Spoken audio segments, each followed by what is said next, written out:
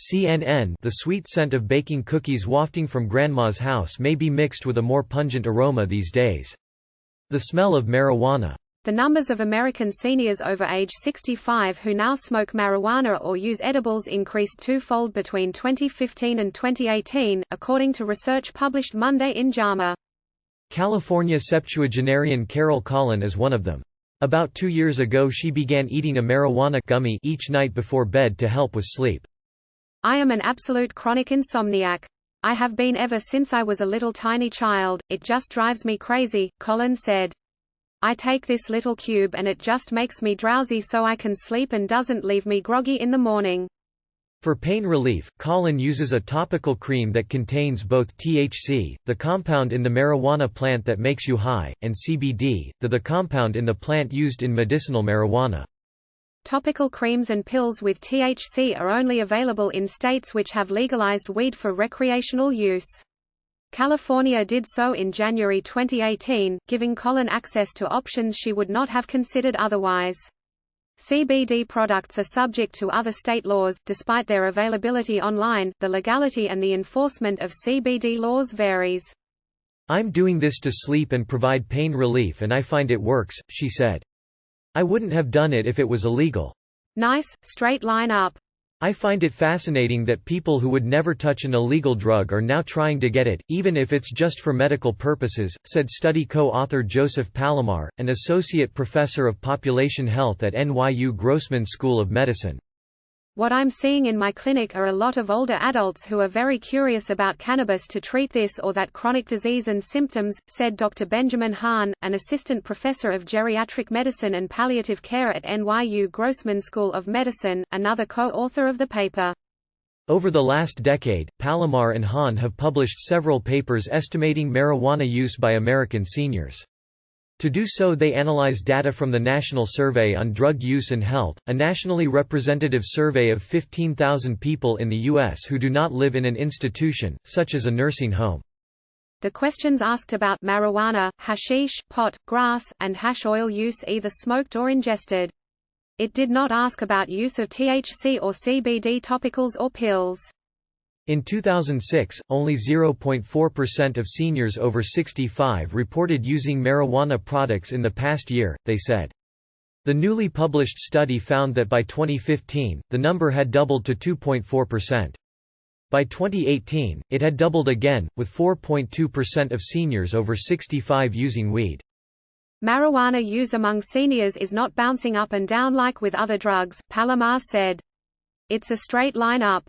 Use was highest among women, racial or ethnic minorities, and seniors who were married, college-educated, had mental health issues and had incomes of $20,000 to $49,000 and $75,000 or higher. I was curious to see if it was people who are more sick, with say, multiple chronic conditions, trying cannabis, or is it the healthier people, perhaps with only one health condition, Hahn said. And it appears it's the healthier older people who are trying cannabis more. Worrisome findings. A startling rise in use was found in seniors over 65 with diabetes, a 180% relative increase over the study period. Unlike cancer or Parkinson's, diabetes is not a disease for which marijuana would typically be considered, Hahn said.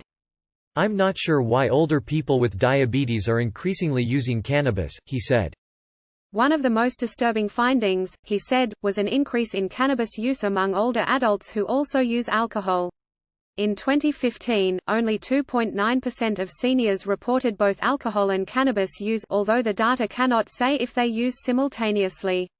By 2018 it had jumped to 6.3%. As a geriatrician, I worry about any kind of prescribed medicine or substance use, anything that has any kind of psychoactive effects, Hahn said. I worry about things like dizziness, falls. I worry how it may interact with certain medical conditions. For example, small studies have shown cannabis may be harmful for people who recently had heart attacks, he said. Overall, even use of cannabis by itself is worrisome, Hahn added. There's a very limited evidence base for what the benefits of cannabis are, who it benefits the most, what the risks are, and who it may harm the most, Hahn said. Not to mention a very real concern about marijuana interacting with other medications, said pharmacist Tracy Mavon, an associate professor of pharmacy practice at the University of Wyoming, who was not involved in the study. One possible interaction, among many, is with the blood thinner warfarin, which has been frequently used in the elderly population, she said. Marijuana may increase the serum concentrations of warfarin and increase the risk for bleeds, Mavon said, adding that the use of marijuana could also affect a senior's ability to open and manage their medications. An additional concern for many baby boomers who tried weed in the 1960s and 70s, Palomar said, is the change in the nature of marijuana over the years. Weed has been getting stronger over the past few decades, Palomar said, and a lot of these seniors don't take dosing seriously, especially edibles. They think, what's the big deal? I used to do this when I was a kid. No. This is a very different situation. I've heard stories about people eating a whole marijuana cookie or brownie and then call 911 because they think they're dying. Eating or smoking too much pot isn't a worry for 74-year-old Carol Collin. Even when we were doing this years and years and years ago, I wasn't much into eating brownies or the smoking kind of stuff cause I didn't like losing my control of my life, she said. And the people I know that are using marijuana today, they're not drinking or smoking or anything. They're using it for the pain relief because it works.